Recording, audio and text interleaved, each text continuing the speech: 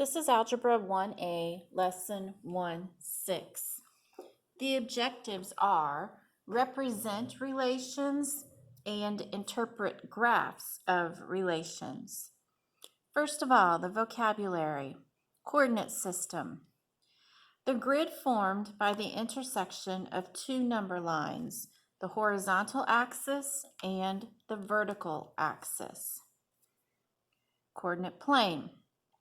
The plane containing the x and y axes, the horizontal x and vertical y number lines on a coordinate plane.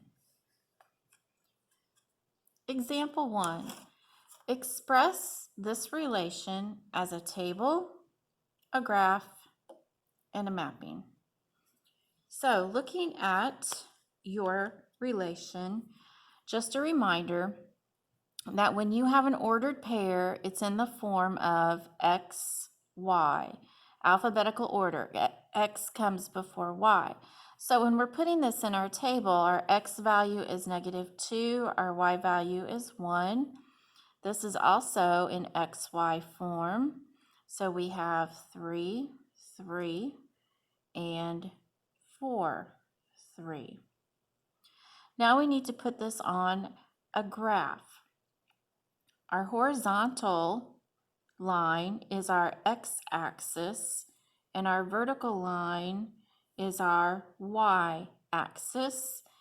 And you already have yours numbered. I'm going to quickly number mine for what we need. Remember, these are number lines. Just two number lines, one going horizontal, one going vertically.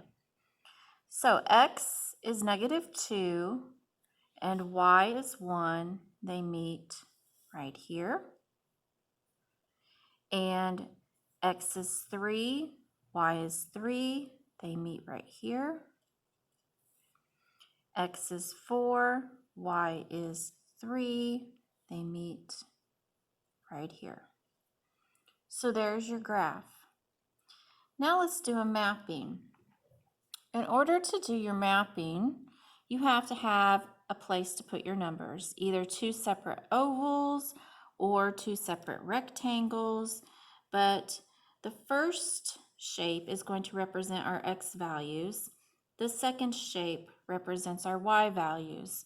When we list our x values, we can only list each number one time. So we have -2, 3, and 4. And for our y values, we can only list each number one time.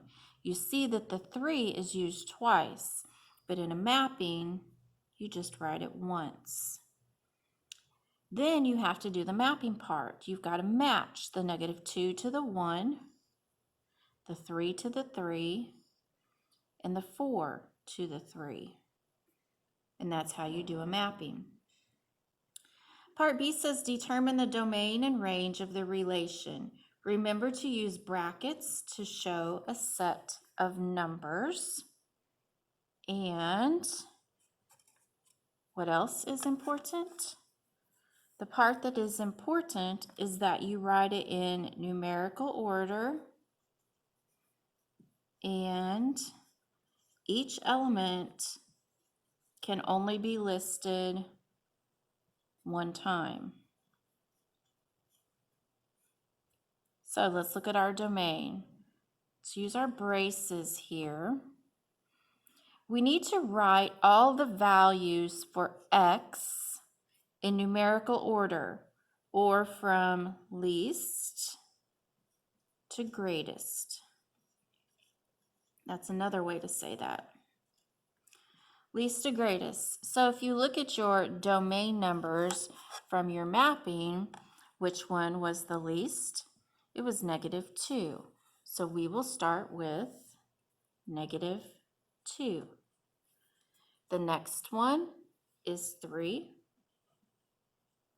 And the last one is 4. These are in numerical order. Now for the range, It also helps if you go back to your mapping. What do we have between 1 and 3, which should be first? Put a 1 and then a 3. And again, close your set with braces. So this is how you do domain for your x values and range for your y values. Moving on, some good information to have. It says the value of a variable in a relation that is subject to choice is called the independent variable, and you will always find this on the x-axis. Then it says the variable with a value that is dependent on the value of the independent variable is called the dependent variable. And when you look at a graph, it will be on the y-axis. So example 2 says, identify the independent and dependent variables for the relation. And then we're going to describe what is happening in the graph. So independent variable. If you remember from the definition above the graph, independent is going to be on our x-axis.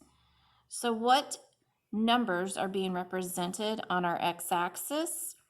These numbers, which we don't actually have any on this one, but we know that the independent variable is time.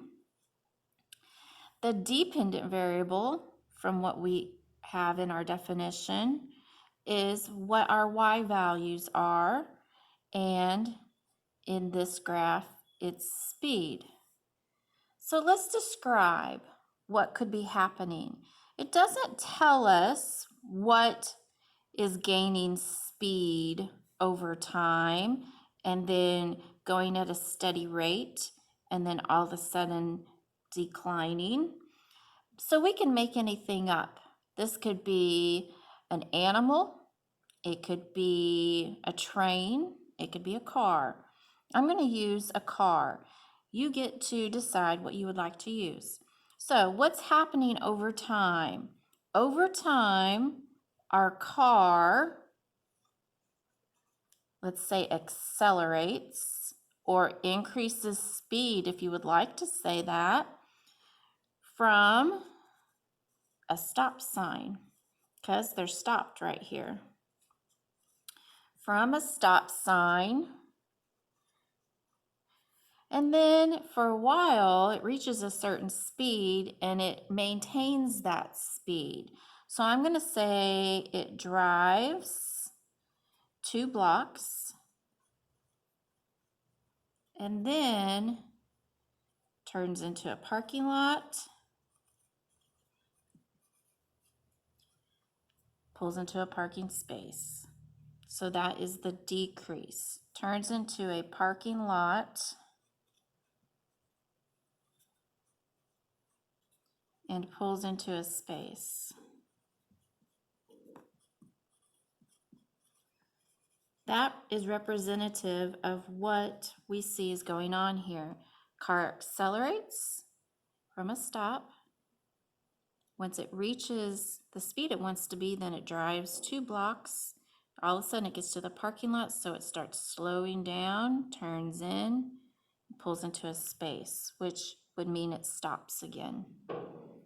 So this is one such example. You could have come up with your own example. Just a reminder that this assignment that's here is not yours. Your assignment will be found on backpacks.